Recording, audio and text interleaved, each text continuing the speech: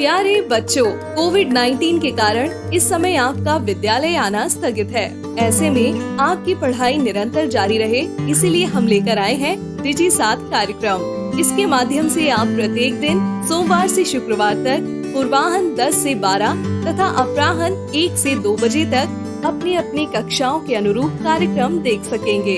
अब पढ़ाई नहीं रुकेगी। स्कूली शिक्षा एवं साक्षरता विभाग झारखंड।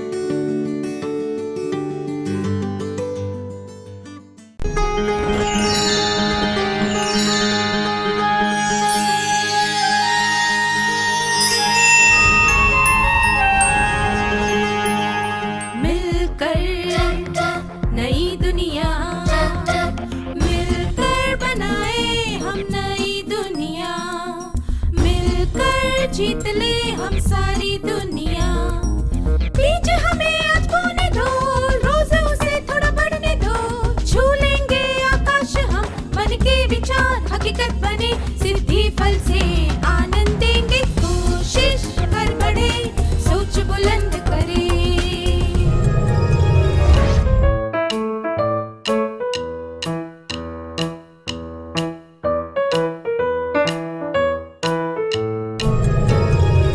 नमस्ते छात्रों, आपका स्वागत है।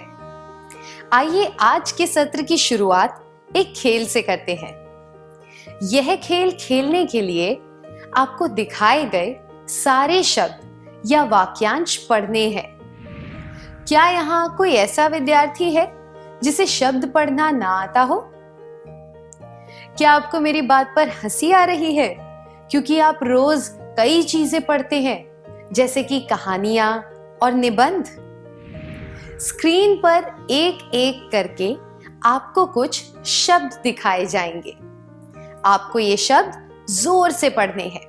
अगर आप में से कोई उस शब्द को पढ़ नहीं पाया तो वह खेल से बाहर हो जाएगा। बाकी के विद्यार्थी खेल में आगे बढ़ेंगे। ठीक है? आप तैयार हैं?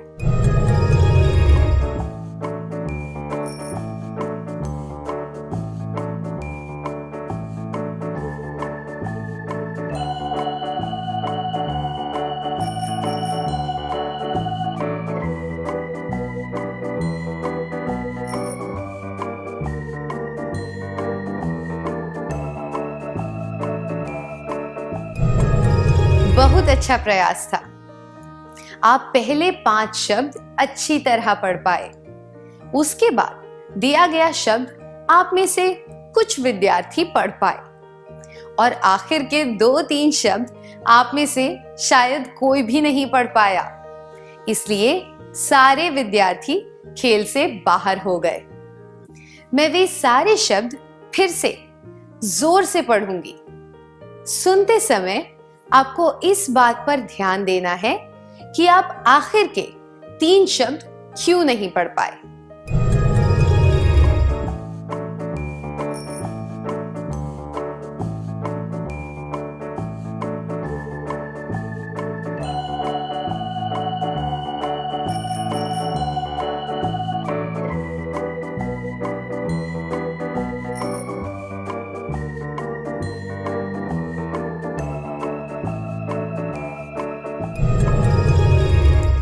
आप हिंदी और अंग्रेजी के शब्द पढ़ पाए। जिन विद्यार्थियों को गुजराती आती थी वे गुजराती पढ़ पाए क्योंकि उसके अक्षर हिंदी से मिलते जुलते थे। पर आप आखिर के 3 शब्द नहीं पढ़ पाए क्योंकि आप तमिल, कन्नड़ और चाइनीज लिपि से परिचित नहीं हैं। इसलिए ना तो आप वे शब्द पहचान पाए, ना ही याद करके उनके बारे में बता पाए। पहचानना और याद करके बताना, इनका क्या अर्थ होता है? जो चीजें हमने पहले देखी हो, हम उन्हें आसानी से पहचान लेते हैं और उनके बारे में याद करके बता पाते हैं। अब एक क्रियाकलाप करेंगे। आप अकेले उड़ीसा गए हैं। आपको उड़िया पढ़नी, बोलनी और लिखनी नहीं आती। वहां के लोगों को हिंदी पढ़नी, बोलनी और लिखनी नहीं आती, आपको रेलवे स्टेशन से अपने होटल का रास्ता मालूम नहीं है, आप अपने आसपास खड़े लोगों से मदद मांग रहे हैं, वे उड़िया में जवाब दे रहे हैं। अगर आप मध्य प्रदेश या उत्तर प्रदेश के किसी शहर में गए होते तो आपको सड़क पर लगे बोर्ड पढ़कर सारी जानकारी मिल जाती। जिस जगह की भाषा आपको मालूम ना हो, ऐसी नई जगह पर कुछ भी पढ़ पाना बहुत मुश्किल या फिर नामुमकिन होता है। इसलिए नौकरी के इंटरव्यू के दौरान यह पूछा जाता है कि किसी व्यक्ति को कौन कौन सी भाषाएं आती हैं। लोगों को यह बताना होता है कि वे कौन सी भाषाएं जानते हैं और किस भाषा से कितने ज्यादा परिचित हैं। यह दुनिया छोटी होती जा रही है और विज्ञान व आधुनिकीकरण की वजह से प्रतिस्पर्धा बढ़ती जा रही है। इस तरह की दुनिया में काम कर पाने के लिए यह जरूरी है कि हम अपनी मातृभाषा के अलावा भी कोई भाषा सीखें। अब एक क्रियाकलाप करेंगे। आपको स्क्रीन पर कुछ चित्र दिखाए जाएंगे और आपको पहचानना है कि ये किसके चित्र हैं।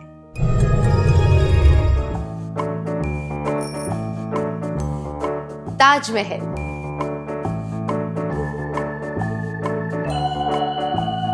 Lal Qila,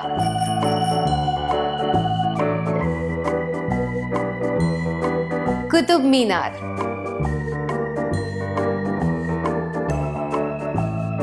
dandiya,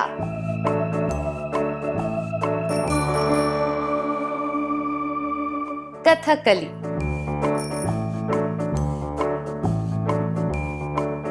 Bharatanatyam,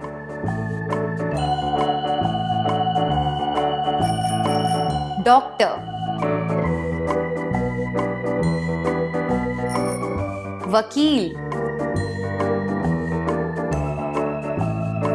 police,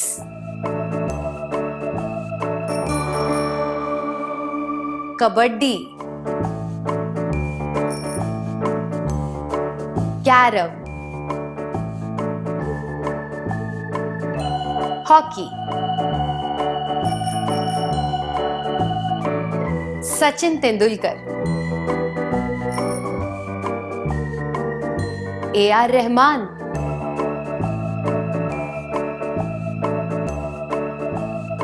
mother Teresa. चित्रों को अच्छी तरह पहचानने के लिए धन्यवाद। आपने इन स्थानों, नृत्यों, लोगों और खेलों को वास्तविक जीवन में या फिर चित्रों, टीवी, अखबार इत्यादि में देखा होगा, इसलिए आप ये चित्र पहचान पाए और याद करके इनके बारे में बता पाए। इसी तरह कुछ चिन्हों, विज्ञापन के नारों, गीतों इत्यादि को पहचाना जा सकता है।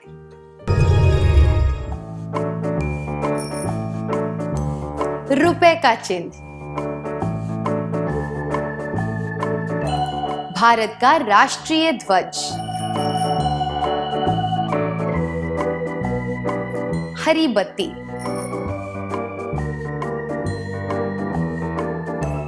प्रश्न चिन्ह,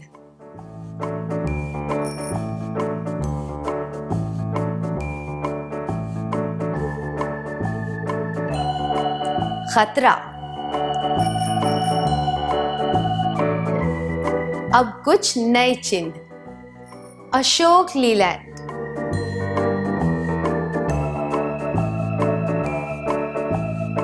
टिमटिम तारे,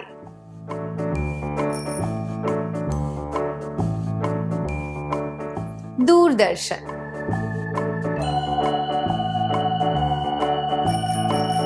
रेड क्रॉस,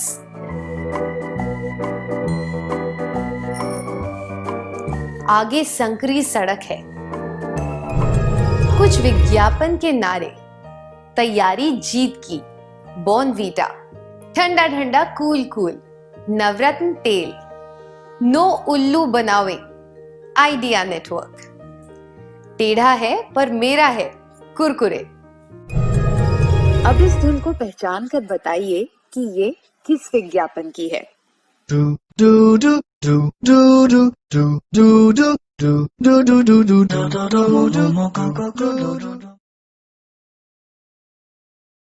डोकोमो। बहुत बढ़िया था छात्रों, आपने जाने माने प्रतीक, चिन्ह, नारे और गीत पहचाने। इसी तरह हम जीवन में कई चीजों को पहचानते हैं। उदाहरण के लिए हम ऐसे व्यक्तियों को पहचान पाते हैं जिनसे हमारी जान पहचान नहीं है, पर हमने पहले उन्हें कहीं देखा है। ठीक से याद करने पर हम उस व्यक्ति का नाम, शहर और अन्य संबंधित जानकारी भी बता पाते हैं। कभी कभी ऐसा भी होता है कि हम किसी चीज को पहचानते हुए भी उसके बारे में कोई जानकारी ठीक से याद नहीं कर पाते। क्या आप उन गीतों को पहचान पाते हैं जो आपने पहले सुने हो? क्या आप किसी फूल या इत्र की खुशबू पहचान पाते हैं जो आपने पहले सूंघी हो?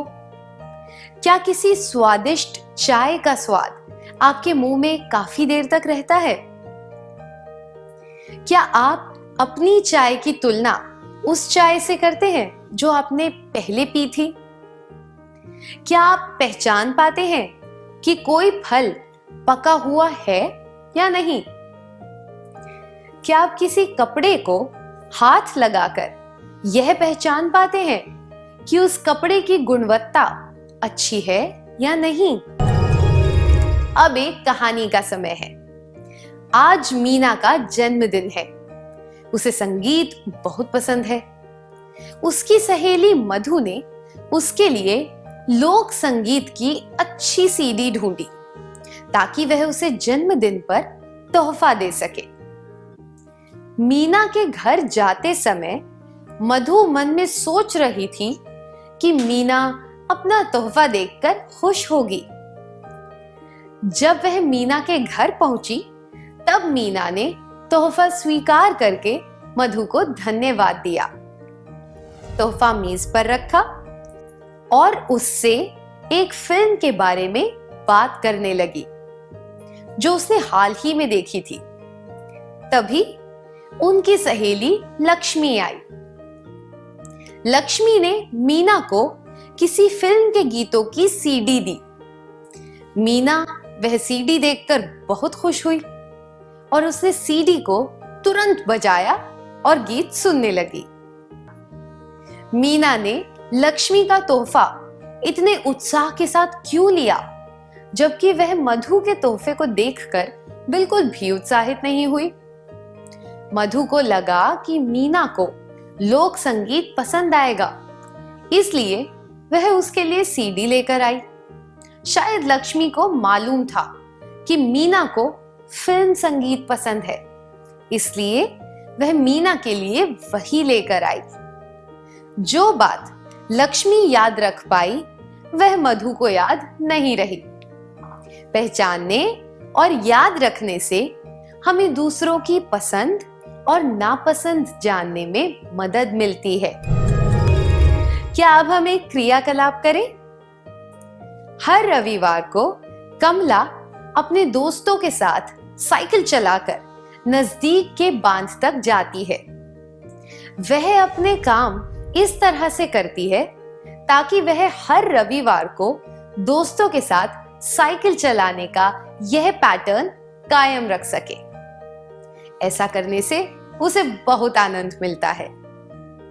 क्या आप ऐसे किसी पैटर्न को पहचान सकते हैं जिससे आपको सुख, जोश, गर्व, संतुष्टि इत्यादि का आभास होता है? जिस तरह से हम उन परिस्थितियों, व्यवहारों और कार्यों को पहचान पाते हैं जिनसे हमें आनंद मिलता है, उसी तरह हम ऐसी परिस्थितियों और व्यवहारों को भी पहचान सकते हैं जिनसे दूसरों को खुशी या दुख महसूस होगा। उदाहरण के लिए, कुमार ने एक नए स्कूल में दाखिला लिया है और उससे अक्सर अपने सहपाठियों पर गुस्सा आता है। जब उसके गुस्से के पैटर्न को देखा गया तो यह पता चला कि जब भी कोई विद्यार्थी उससे पूछे बिना उसकी चीजें ले लेता है तब उसे गुस्सा आता है। यह बात नोट करने के बाद उसके सहपाठी उसकी चीजें लेने से पहले उसकी इजाजत लेने लगे। जब हम खुद के और दूसरों के व्यवहार को याद करके उसमें एक पैटर्न देखते हैं तो हम ऐसे काम करने से खुद को रोक पाते हैं जिनकी वजह से अप्रिय घटनाएं होती हैं और नकारात्मक भावनाएं सामने आती हैं, जैसे कि गुस्सा, चिंता, डर इत्यादि। पहचानने और याद करने से हम ऐसी अप्रिय घटनाओं और नकारात्मक भावनाओं से बच सकते हैं जिनसे दूसरों को तकलीफ पहुंच सकती है। अब एक कहानी का समय है। ईशा ने एक किस्म की कलर पेंसिलें खरीदी और उन्हें 2 बार इस्तेमाल किया। वह उन पेंसिलों से ज्यादा खुश नहीं थी। उसने अगली बार अलग किस्म की पेंसिलें खरीदी। आमतौर पर याद रखने और पहचानने से हम कुछ काम कर पाते हैं या फिर कुछ काम टाल पाते हैं। क्या अब हम सत्र का सार संक्षेप कर लें? जो चीजें हमने पहले देखी हो हम उन्हें आसानी से पहचान लेते हैं और उनके बारे में याद करके बता पाते हैं। पहचानने और याद करने के फायदे। पहला, पैटर्न बनाने में मदद मिलती है। दूसरा, दूसरों की पसंद और नापसंद याद रखने में मदद मिलती है। तीसरा, अप्रिय घटनाओं और नकारात्मक भावनाओं से बचने में मदद मिलती है। चौथा, सकारात्मक परिस्थितियां पैदा करने में मदद मिलती है।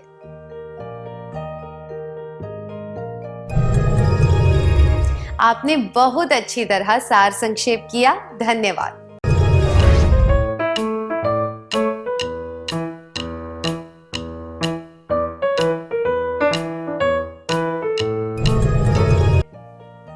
आपको कुछ चित्र दिखाए जाएंगे जिनमें चेहरे के भाव और हस्त मुद्राएं दर्शाई जाएंगी। क्या आप बता सकते हैं कि इनमें क्या दर्शाया गया है और क्यों? लज्जा, गुस्सा, लिफ्ट मांगना। कृपया चुप हो जाइए। बहुत बढ़िया, धन्यवाद। क्या आपको पता है कि जब आपने चित्रों के बारे में अंदाजा लगाया तब आप अनुमान लगा रहे थे? अनुमान लगाते समय हम अपने पूर्व ज्ञान और अनुभव के आधार पर किसी चीज के बारे में राय देते हैं। अब एक क्रियाकलाप करेंगे। आपको स्क्रीन पर कुछ वीडियो दिखाए जाएंगे। वीडियो में लोगों की भाषा और पोशाक देखकर आपको पता लगाना है कि ये लोग किस जगह से हैं। आप तैयार हैं?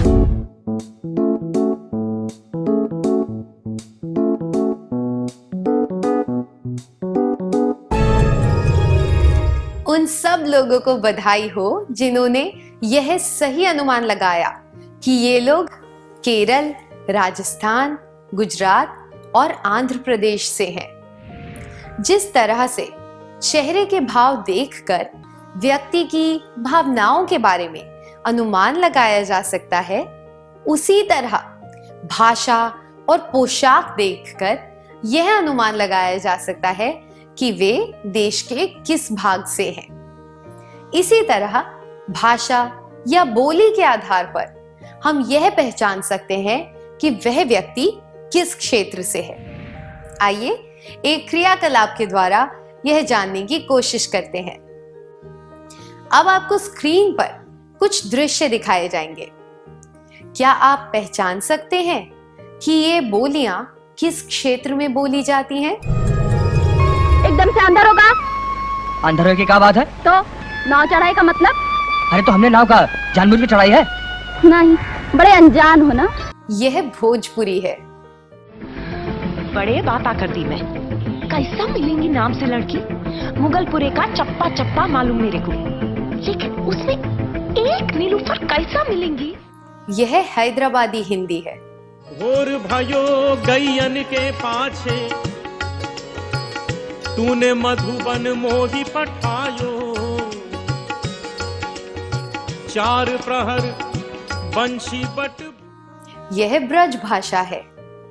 अरे कोशिश ये थी कोशिश, जान तोड़ कोशिश करी, मगर मैं भागने दूं तब ना एक को दी मैंने पटखनी कि वो लंबू निकला भागने को, मैंने पकड़ के टांग। यह भोपाली हिंदी है।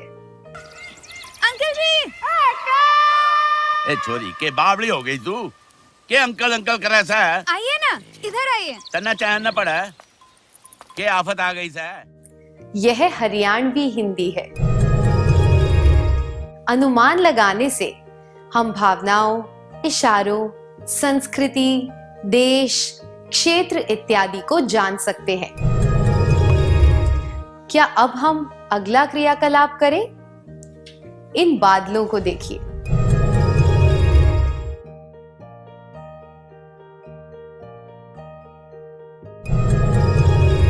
आपको क्या लगता है आगे क्या होने वाला है? पहला, पूरा चांद निकलने वाला है। दूसरा, गर्मी बढ़ने वाली है। तीसरा, तेज बारिश हो सकती है।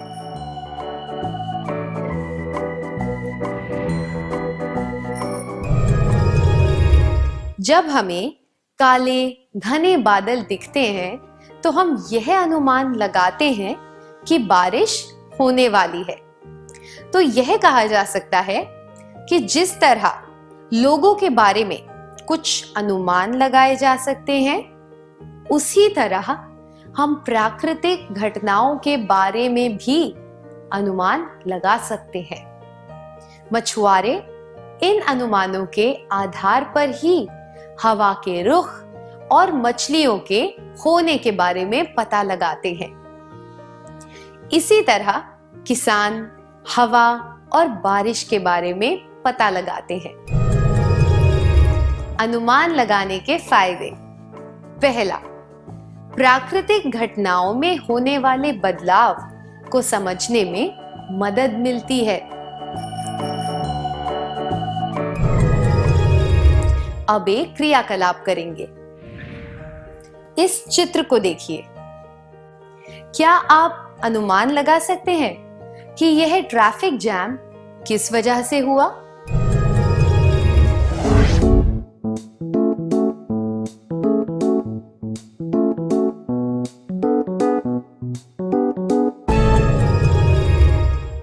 धन्यवाद। यह किसी भी कारण से हो सकता है। कोई रेलवे फाटक बंद होना, कोई दुर्घटना, धार्मिक जुलूस, गिरा हुआ पेड़, धरना इत्यादि। हमने एक ही चीज के कई कारणों के बारे में क्यों सोचा? हम सब अपने व्यक्तिगत अनुभवों के आधार पर अनुमान लगाते हैं, इसलिए हमने अलग अलग कारण बताए। हमने जो पढ़ा होता है या जो दूसरों से सुना होता है, उसके आधार पर भी हम अनुमान लगाते हैं। जब हम किसी चीज के बारे में सुनते हैं, तब हमारा दिमाग उससे संबंधित घटनाओं को याद करता है जो पहले घटी थी। इससे हम यह अनुमान लगाते हैं कि यह घटना पहले घटी हुई घटना जैसी ही होगी। तो हम कह सकते हैं कि हमने जो पढ़ा, सुना या अनुभव किया हो, हम उसके आधार पर अनुमान लगाते हैं। क्या ऐसे अनुमान हमेशा सही होते हैं? कुछ क्रियाकलापों के आधार पर हम यह जानने की कोशिश करेंगे। इस चित्र को देखिए। क्या आप बता सकते हैं कि यह व्यक्ति किस बात के लिए इशारा कर रहा है?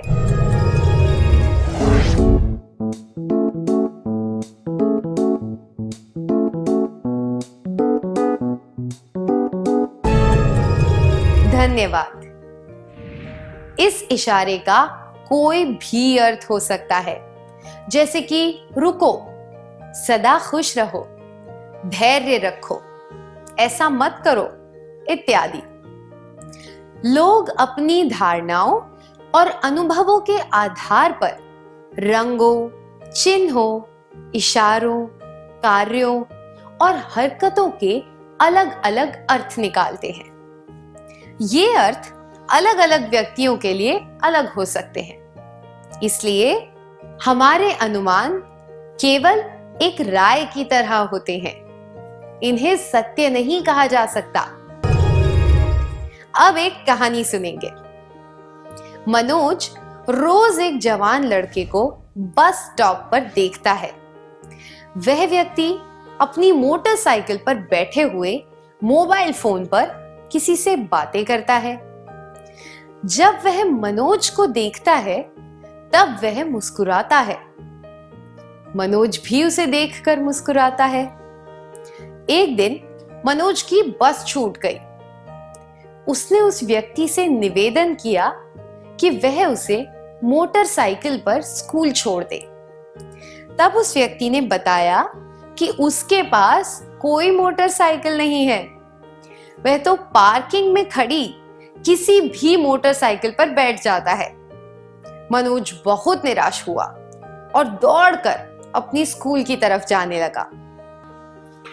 यह धारणा रखना गलत होगा कि हमारे सारे अनुमान सही होते हैं। ऐसा हो सकता है कि हम कुछ अनुमान लगाएं, पर वह अनुमान उस परिस्थिति के लिए बिल्कुल गलत साबित हो जाए। तो हमें यह कैसे पता चलेगा कि हमारा अनुमान सही है या नहीं? जब हम किसी चीज के बारे में ज्यादा जानकारी एकत्रित करके उसका विश्लेषण करते हैं, तो हम संभवतः यह जान सकते हैं कि हमारा अनुमान सही है या गलत। क्या हम सत्र समाप्त करने से पहले एक पहेली बूझें? एक दिन एक व्यापारी सुबह सुबह ट्रेन पकड़ने जा रहा था। उसके घर का चौकीदार उसके पास दौड़ता हुआ आया और उसने कहा, कृपया इस ट्रेन में ना बैठें। मुझे 4 घंटे पहले एक सपना आया था कि यह ट्रेन दुर्घटनाग्रस्त हो जाएगी। व्यापारी उस ट्रेन में नहीं बैठा और जैसे कि उस चौकीदार ने कहा था, वह ट्रेन दुर्घटनाग्रस्त हो गई। व्यापारी की जान बच गई, पर उस चौकीदार की नौकरी चली गई। व्यापारी ने यह अनुमान लगाया कि चौकीदार रात को काम करने की जगह सो रहा था, इसलिए उसने चौकीदार को नौकरी से निकाल दिया। मैं आशा करती हूं कि आप भी सही और उचित तरीके से अनुमान लगाते हुए अपनी समीक्षात्मक सोच को विकसित करेंगे। क्या अब हम सत्र का सार संक्षेप कर लें? अनुमान लगाते समय हम अपने पूर्व ज्ञान और अनुभव के आधार पर किसी चीज के बारे में राय देते हैं। अनुमान लगाने के फायदे। पहला, दूसरों की भावनाओं, इशारों, बातों इत्यादि को समझने में मदद मिलती है। दूसरा, अन्य संस्कृतियों, क्षेत्रों इत्यादि को समझने में मदद मिलती है। तीसरा, प्राकृतिक घटनाओं में होने वाले बदलाव को समझने में मदद मिलती है। हमने जो पढ़ा, सुना या अनुभव किया हो, हम उसके आधार पर अनुमान लगाते हैं। लोग अपनी धारणाओं, अनुभवों और काम करने के तरीकों के आधार पर अनुमान लगाते हैं। इसलिए अलग अलग व्यक्तियों के अनुमान एक ही चीज के लिए अलग हो सकते हैं। हमारे अनुमान केवल एक राय की तरह होते हैं। इन्हें सत्य नहीं कहा जा सकता। जब हम किसी चीज के बारे में ज्यादा जानकारी एकत्रित करके उसका विश्लेषण करते हैं, तो हम संभवतः यह जान सकते हैं कि हमारा अनुमान सही है या गलत।